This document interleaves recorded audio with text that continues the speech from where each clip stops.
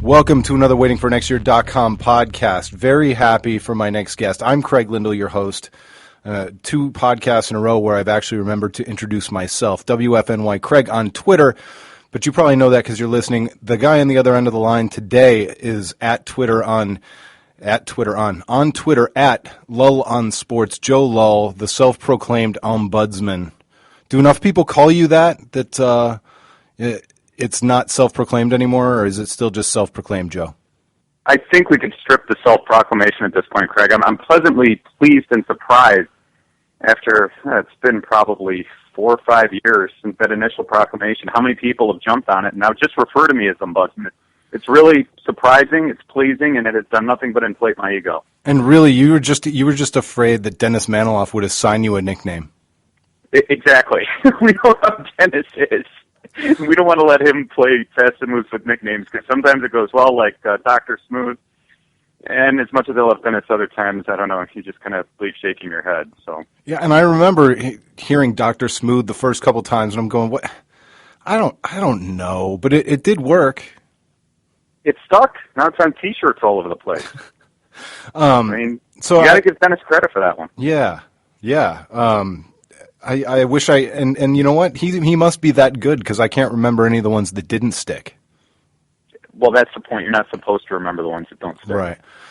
So I guess at this point, most people know you. You're on 92.3 The Fan, all over the place, pretty consistently on the weekends. But where did you come from? I met you a few years ago. Before, I think 92.3 The Fan was just a rumor when we met.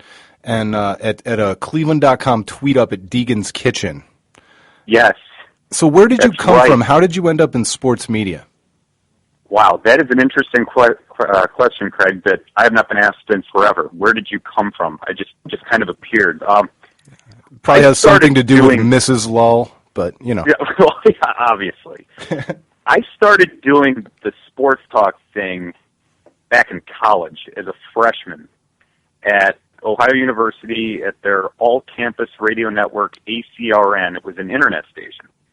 And did a sports talk show. I started it with my good friend Matt Monner. It was January of, 2004. We started doing a 1-hour Monday night show on this internet station. And I don't know if you recall, way back then, WKNR was the only sports talk game in Cleveland at that point in time. Sure. And they had a website associated with them, sportstalkcleveland.com, that carried KNR's local shows and then also had their own internet-only shows. I don't know how familiar you or any of the listeners are with Sports Talk Cleveland, because that's been defunct now for, I'd say probably 7-8 years or so. But to make a long story short, I started doing this in college back in January of 2004 and got super ambitious. Didn't just want to be on the internet station at college. I wanted to be on in Cleveland, whether it was internet or over-the-air radio or what have you. And I already had a relationship with some people that worked at KNR from an internship I did in high school, and was able to finagle away for my college radio show to be quote-unquote syndicated on Sports Talk Cleveland. So you'd be listening to Kenny Rhoda back then from 3 till 7 in the afternoon on KNR and on this sportstalkcleveland.com on their internet radio station. Which I did back in those days because it was the only sports station in town, unless by chance WTAM was deciding to do a little bit of sports. Yeah, that's all it was, and I think that's why I was so intrigued. As a 19-year-old college kid, I had it all inflated in my mind that I'm going to be on this internet station in Cleveland because KNR, the association with KNR, the fact that Kenny Rhoda would be on their internet stream that I grew up listening to. Kenny probably hates hearing that now. And then his show would end, and on that internet stream, my college radio show would come on the air. I was able to get it picked up by their owner back then, Paul Belfi. And I won't drone on and on about this, but that led to some other opportunities. I ended up doing more and more at Sports Talk Cleveland, worked with Bruce Drennan when he went over there after KNR let him go with the gambling indictment. And that ultimately led to me covering the Cavaliers and Indians and Browns for about 5 years with Metro Networks, basically as a stringer, which led to me working over at WEOL doing some high school sports, which opened up other doors, and here we are. It's 2014, and my goal is, Craig, and I hope I'm close, to be the most well-known non-full-time sports talk employee in the city of Cleveland. That really is my life's goal. Well, you're ahead of me, because, but we're in that respect, we're kind of in the same boat. You're a full-time employee elsewhere during the week, and then most of the week, and you're doing kind of fill-in and all, on-air stuff whenever possible. So, is it sometimes frustrating to keep the dream alive only part-time? Yes and no. Obviously, I won't lie to anyone. I mean, I enjoy what I do during the week. I design home additions for folks, and it's rewarding work, and I enjoy traveling all over the northern half of the state, which is what I do most of the time during the week. And my employer, they're very flexible with me and what I do on the radio, and I'm thankful for that. But I won't lie to anyone. If I had a chance to be on every single day, like many of my colleagues at 92.3, I would relish it. I would love that opportunity. The other reality, and people that work in this business, are very open about it, is not only is it difficult to do, but the money can be difficult, Craig. I mean, this business does not pay what people think it pays. And for me, at least, I think looking at it, as much as I'd love a full-time opportunity, it's always been tough, because if that were to come, the money that's associated with it, is that the life that you want to live? And that's what I don't know that everyday Joe radio listener understands. The people that you hear on the air every day. Now, there's, look, morning drive pays really, really good. Well, and I'm going to interrupt you for a second, because I've always had a joke, or I used to have this joke where I said that the worst kind of celebrity to be was the local TV weather guy, because you've got the notoriety of somebody with FU money without any of the FU money. And then I started to find out what radio personalities do financially, and it's they've got it worse off than the local TV weather guy.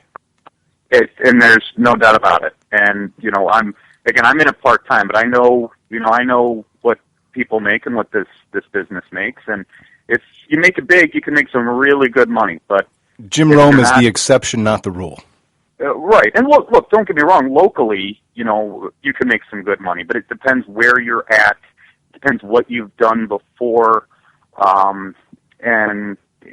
So would I love the opportunity at some point? No doubt about it. But, I think for a lot of people, if you make a living in another business and then you want to do something in any form of entertainment, I've talked to folks who do music on the side, who love to go play gigs. And, there's a difference between having your band play every, Friday and Saturday night and collecting a couple $100 for side money versus going on the road and trying to make it your living. And, making it your living isn't always as easy as people would think. Yeah, if you're a really successful local band and you go out and you play 2 sets at some club, that might be $500 or $600. If you're really, really good and well known, maybe $1,000 or even $2,000 that you can split between 4 or 5 other band members.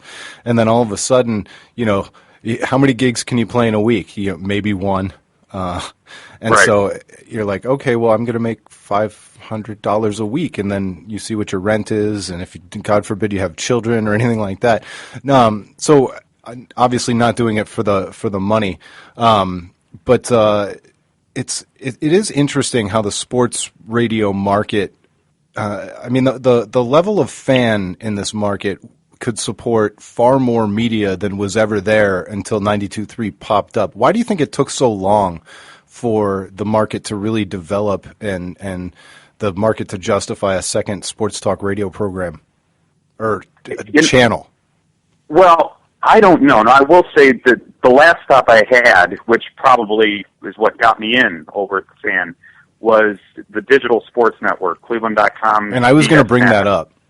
Yes, and that, I think that was brilliant by Denise Pulverine and the people at Cleveland.com, and I believe it's Advanced Media. They had this idea that they were going to take the Plain Dealer's website, Cleveland.com, and create their own internet sports station. And it was internet TV. It wasn't just radio. There was a live video feed, very similar. The set that we had back there would remind you a lot of what you see with Bruce Rennan's show on STO or Les Levine's show on Time Warner Cable. And I thought it was brilliant foresight by the people over there. with that concept, because you had a built-in medium, a built-in audience with everyone who goes to Cleveland.com just to look for the news or look for the sports. And they essentially created their own radio station and TV station where you already had a captive audience. I think, I can't tell you this, because I haven't talked to anyone above my boss at 92.3, about this, but I have to think that the moderate success that venture, DSN, had, and it only lasted, I want to say, about 5 months before there were all sorts of management issues and financial problems, but I think the response from the marketplace just to have another game in town that did sports talk, even though it wasn't radio, it was internet, although at that point you were starting to be able to get the internet on your cell phone and listen in the car. Yep. I have to think that helped, maybe grease the skids for CBS ultimately deciding to take what was then Radio 92.3 and turn it into the all sports talk station that we are now.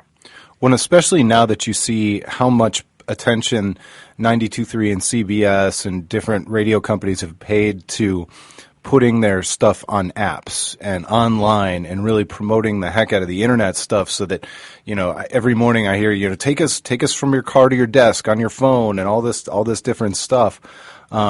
DSN was definitely a little bit ahead of its time, and it's a shame that the business wasn't organized as well as the idea. As good as the idea was, the business wasn't organized to match. Right. The irony, though, is DSN died. I want to say it was March of 2011 is when that shop closed up, and the Fan officially switched over at the end of August that same year. So we're talking about what, a 6-month time frame or so, 5 months. And you look at where things are today, just with media in Cleveland. I think you look right back at that same outlet, Cleveland.com. They do so many podcasts themselves, and I believe Dennis Maniloff has something going on, and Chris Fedor is always, my good friend Chris is always doing some sort of video show or podcast. They have their own pregame and postgame shows before and after Browns games. They're doing a lot of the same things that DSN did back then over at Cleveland.com, more on an on-demand, I think, nature as opposed to a 24/7 live stream. And I think that's probably where it's going. Look at the success you've had with your podcast. If you're looking for a specific piece of content, people that want to hear Craig interviewing interesting people, which obviously this is going to fail miserably, but you've had plenty other interesting people on, like Chad yesterday. You know where to go and get it, and you can get it whenever you want. That's the interesting thing moving forward, I think, in media, is what we do in radio and what you do with this podcast are becoming so very different. Because my job when I go on a Saturday or Sunday morning is just to do a great show for 3 hours, and I know most people are going to tune in and out for 10, 12 minutes. That's your average time spent listening. Whereas, what Cleveland.com does, what you do with this podcast, what you see more and more even on ESPN with, their little videos and podcasts and things, is more a 20-minute hit or a 10-minute hit or something quick that you go and look for, you can have whenever you want it on demand, and then you walk away. Right. Right, and you can take it, whether you're going to the gym to exercise, and that's going to be the undoing of satellite radio eventually, I think, just because their delivery method becomes antiquated. Nobody really needs it, and then they're just another platform for a certain group of talent. I want to dive into content a little bit, especially this week. I haven't written a post about it, but I've been a little bit critical, and not of the talent itself, because I think the talent on the station that you work for and at other places, I think the talent is capable of dealing with the stories that we've been handed between Ray Rice and Adrian Peterson and all this other stuff. But it seems to me that it's being overdone at the local level, and I'm not sure exactly who I might be criticizing at your station for setting the agenda. But don't you think the key of that's a leading question. What do you think about the local radio, and do you think maybe national stories are getting trumped up too much on local radio lately? This is just my personal opinion, and for all I know, my boss, Andy Roth, at the Fan, would vehemently disagree with me on this. But, I do agree with you. I think, now, here's the problem. A lot of what radio does is it's the hot topic of the day. It's whatever you hear at the water cooler that morning at work. When you turn on your radio at 5 o'clock at night and you're driving home listening to the Bull and the Fox, you want to hear them discuss and offer opinions on what you were offering your opinion on at the water cooler in the morning, with your coworker. So that's one of the elements here is that in radio we have to play the hits. That's what radio programmers tell you all the time, play Sure. the hits. You have to go with the hot topics. That being said, if everyone's playing the hits all the time, it becomes what corporate radio and the music home has become. And you're just hearing the same thing over and over. And look, I'm just a part-time weekend schmuck. I'm not going to claim to know how to do this better than the people that are paid to do it full-time. But sometimes I think we just get trapped in here's the subject, come up with an opinion, yell your opinion, and then we move on to the next thing. That's really what, in many respects, I think talk radio has become. It frustrates me. I mean, I'll tell you, the Ray Rice story was huge last week. My 3-hour show on Saturday morning, I barely addressed the Ray Rice story. Because I looked at my job being the people that turn on the radio on Saturday morning, they don't need to hear what I have to say about Ray Rice. Because really, Craig, what I think, what you think, it doesn't matter. The people that are listening to this right now, none of our opinions actually matter. A lot of us in media think our opinions matter. They don't. My job on Saturday was to be entertaining. I went with the Browns. I was playing stupid songs, good vibrations, trying to get people pumped up. Because sometimes I think we forget, and this is something that's been pounded into my head that I had to learn the hard way over the course of the last 4 or 5 years.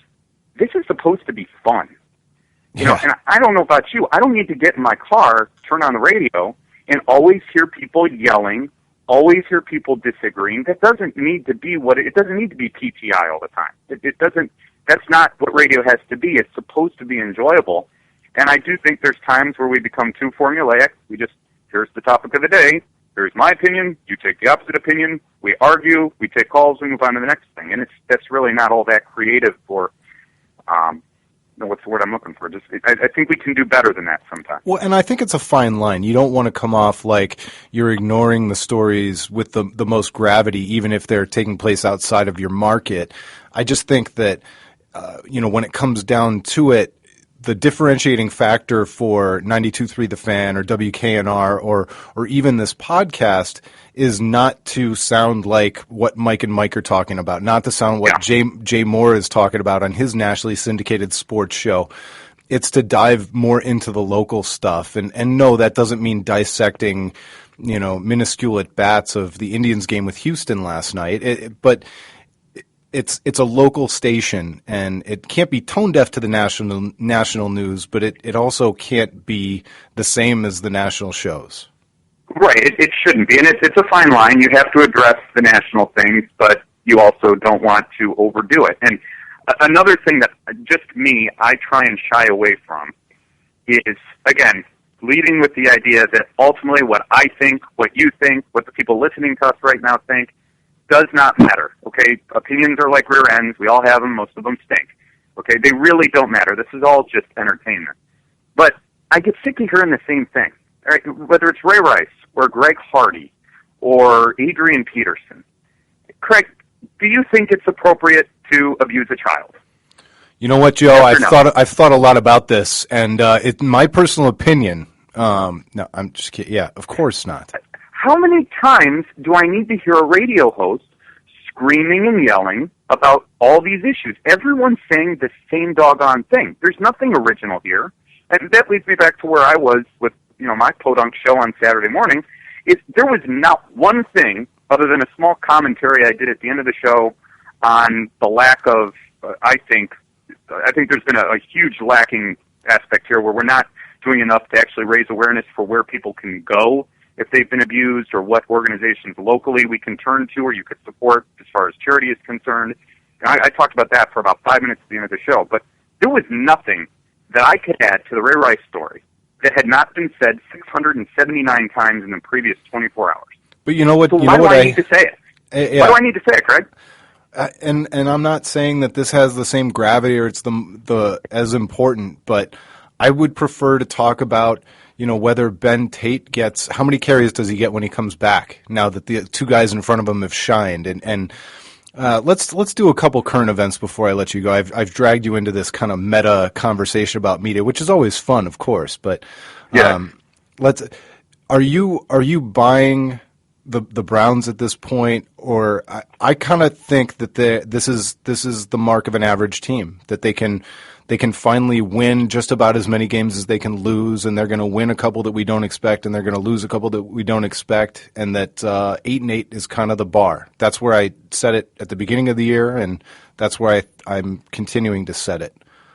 I'm actually with you on that, and the one thing that we've lucked out with thus far, to an extent, is injury. Now, Ben Tate's out, and I don't really think that hurts you, because I think Terrence West and Isaiah Crowell are every bit as talented as Ben Tate, if not more talented. So I don't really think that's a negative for the Browns, and I hope Ben Tate doesn't hear that and get all ticked off at me. But no, I'm with you, and the thing is, Craig, if you go through the entire season with just an average team, which I think will agree the Browns roster, I really like the talent on the defense.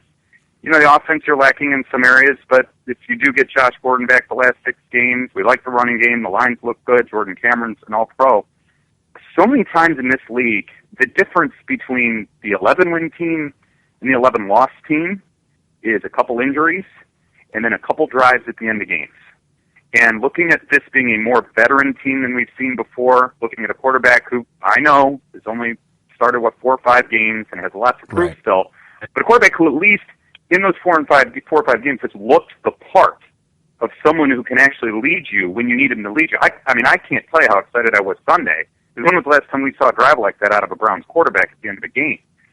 Knowing that it's just those last a couple drives at the end of a couple games and a couple injuries either way, there's no reason the Browns couldn't win 10 games this year if a few things bounce their way, because I think they're at that point. They're not where Mangini's Browns were, where there's no talent and you're overmatched at every position.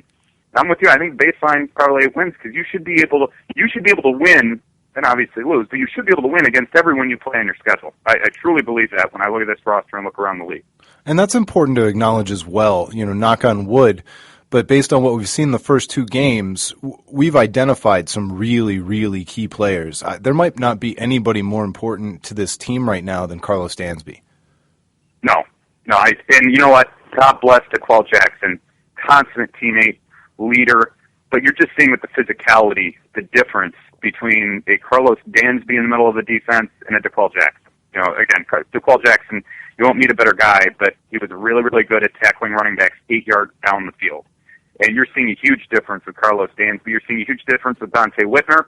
Not to say anything negative about TJ Ward. I watched that defense, and knowing that they gave up 400-some yards, whatever it was, watching the game back on Game Rewind from Sunday, and watching the second half in the Pittsburgh game, this defense, just in their mentality and just kind of the vibe you get watching them, reminds you of the Ravens' vaunted defenses and the Steelers' defenses. Those, as Mike Pettine said, smash you in the mouth, bloody your nose.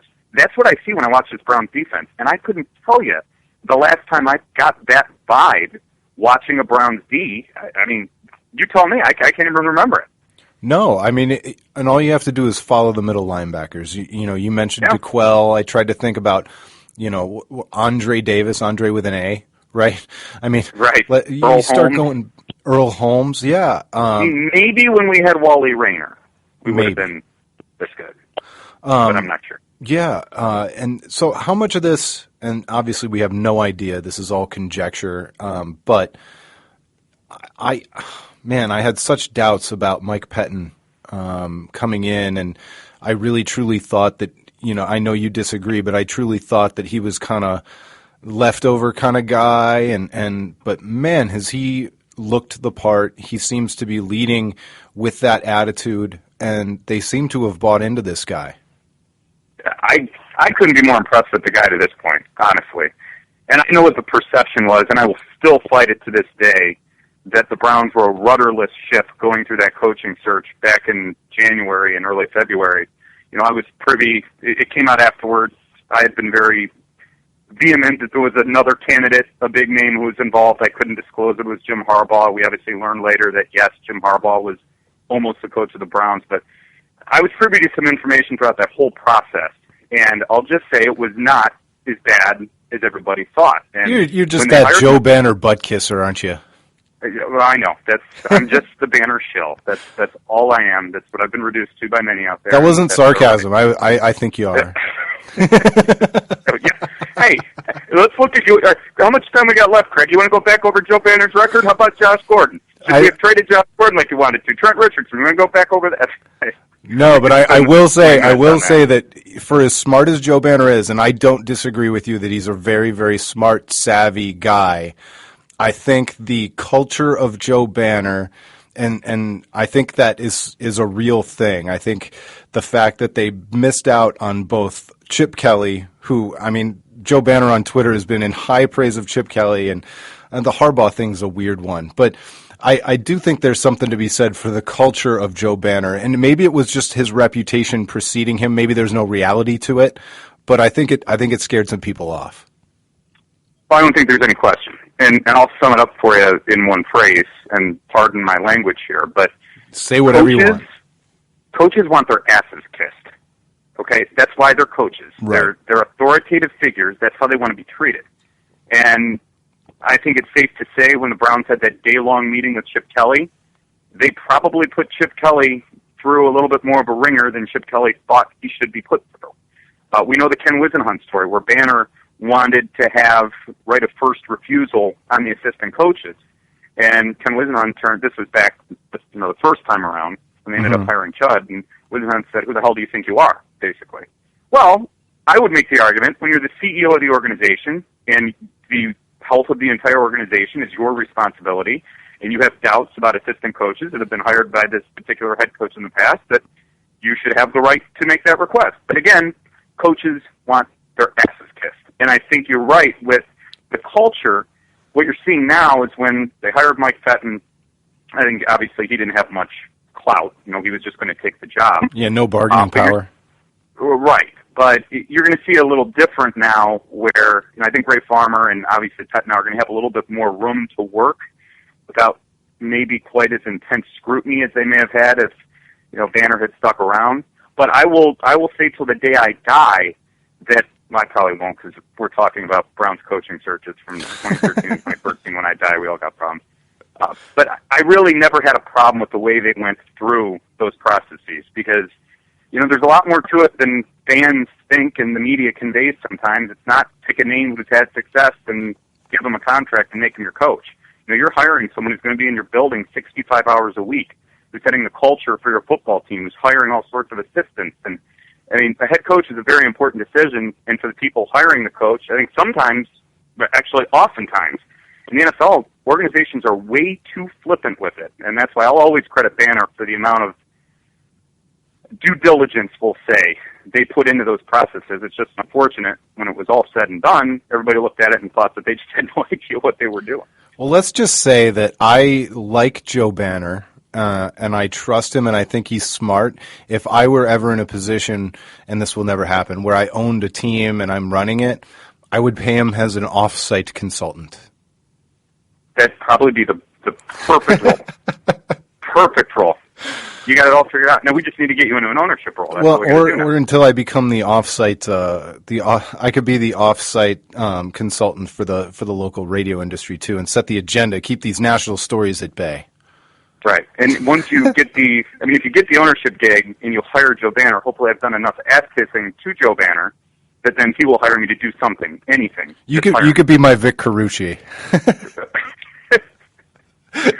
Oh man! All right. Well, this is getting into where that is. Yeah, this is getting into silly places. So, I can't believe I didn't have you on sooner. I can't either. I don't know why I didn't ask, but thank you so much for coming on. I got to tell you, Craig, before I let you go, I know I've had you on the radio before. You've done multiple radio hits, and have Scott and some of the other guys, and. I think if you're a writer or you work for a website like WFNY, I would presume you enjoy going on radio and or going on television and do those type of hits. Schmucks like me that do the radio, we enjoy doing stuff like this just as much as you may enjoy coming on a radio show. So I'm glad to do it anytime you want, my friend. Yeah, I appreciate that. It's the low self-worth feeling of a blogger in his basement with a podcast, I'm telling you. Yeah, and I can now go to bed easy at night saying, someone heard me today. Someone heard what I had to say. Awesome. Well, thanks so much again. You can find this man on weekends on 92.3 The Fan, Joe Lull, at Lull on Sports on Twitter. And thank you so much for listening to the waitingfornextyear.com podcast. Until next time, I'm Craig Lindell, and we'll talk to you next time.